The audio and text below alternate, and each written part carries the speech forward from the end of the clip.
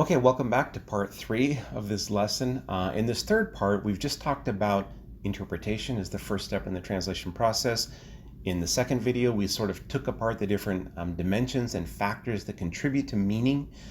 And in this third video, I want to talk about genres and genre conventions because they're very closely tied to this idea of meaning and the interpretation of meaning in source texts. So, really quickly, what are genres? Genres are culturally determined linguistic frameworks. So a couple things to unpack there. Culturally situated, culturally specific. They're linguistic. They include or they are text types or text varieties and that are used to accomplish particular social purposes by members of discourse communities who establish and maintain their expressive and interpretive conventions. That's a lot. So make sure you read that slowly and understand each of the parts of that official definition. A genre is a text type whose purpose, topic focus, audience, organization, register tone, and style are determined or set or regulated by conventions or parameters maintained by a discourse community. Again, what's a discourse community? Those are certain users of the language who create and maintain the genre. So if you think about, have you ever consulted, like for a video game or a website, a user forum? And you have those moderators that moderate the forum. That's kind of like a discourse community. They're the ones who are agreeing about and enforcing the rules and regulations of that particular forum or community. Discourse community is the same way. The members of that discourse community that happen to speak the same language, it's a subset of that linguistic community.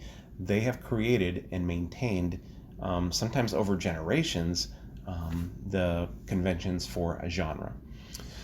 So genre conventions, these rules or parameters, are culturally situated or culturally specific. So even when genres might span languages and cultures, think about a marriage ceremony. A marriage ceremony is, look at the first bullet point, a culturally determined linguistic framework used to accomplish a particular social purpose. Think about a marriage ceremony.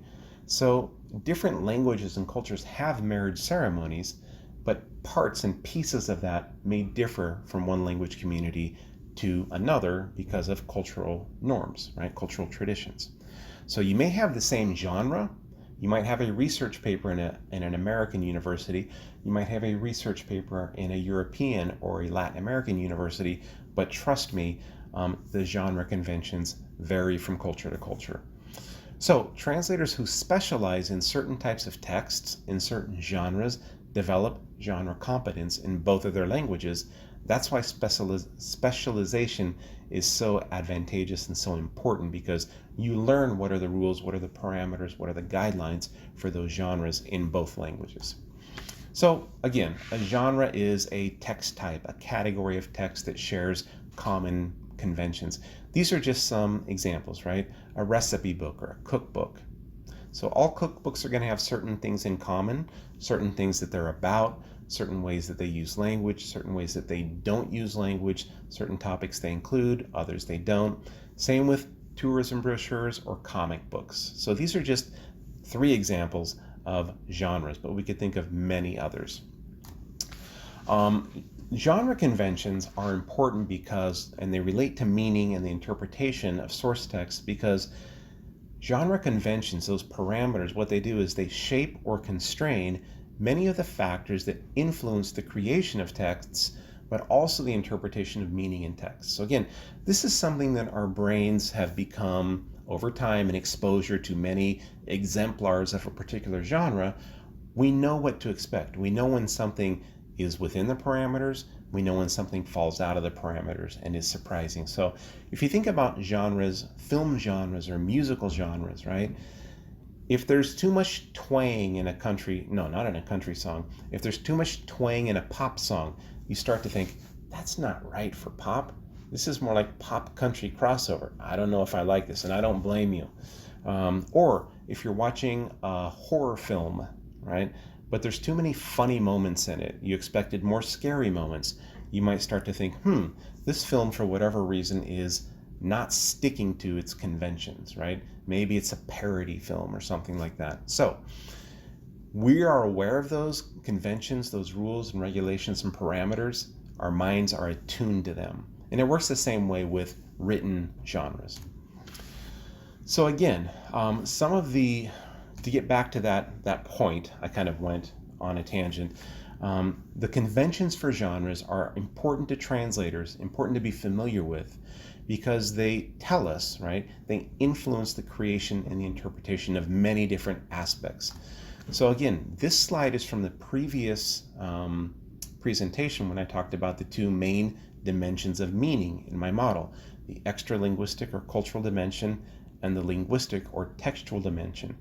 What I've done, same words on the screen here as in the previous video, but I've put in orange text everything that I think is either completely defined by a genre convention or strongly influenced by genre.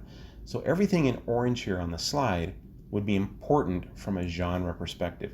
If you know it's a cookbook, if you know it's a comic book, if you know it's a medical history, if you know it's a report to shareholders of a company, all of these different factors that influence what a text means and how you would write the text as you translate, as you create that target text, the genre conventions are going to tell you what it should look like.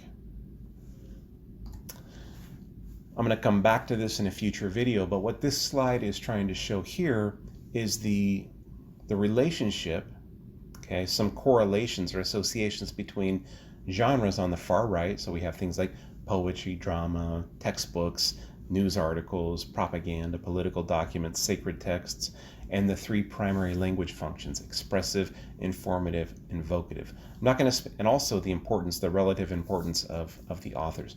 I'm going to come back to this particular slide when we talk more about the basic language functions in a future lesson, but I wanted to just put this idea out there that certain genres are very closely tied to certain language functions. And finally, just come back to the idea of genre competence. That's just code for specialization. If you're at all interested in working in the translation or interpreting, right, the T&I industry as a language services professional, a translator or interpreter, you should specialize. You should do environmental texts or financial texts or legal texts or medical texts or some other area specialization where you primarily work on just a handful, if not one, two, or three different genres. That way you develop that genre competence. I'm sorry, I dropped my microphone. You know what's what. You're familiar with the conventions of an environmental text. You're familiar with the conventions of a legal text. You're familiar with the conventions of a financial text. So specialization as a translator or interpreter just helps you work much more efficiently and effectively and accurately. Sorry for dropping the microphone, but that's pretty much it for this lesson on genres. I wanted to show how genre relates to meaning, and of course meaning is the purpose of interpretation. All right, that's it for now. Thanks for watching.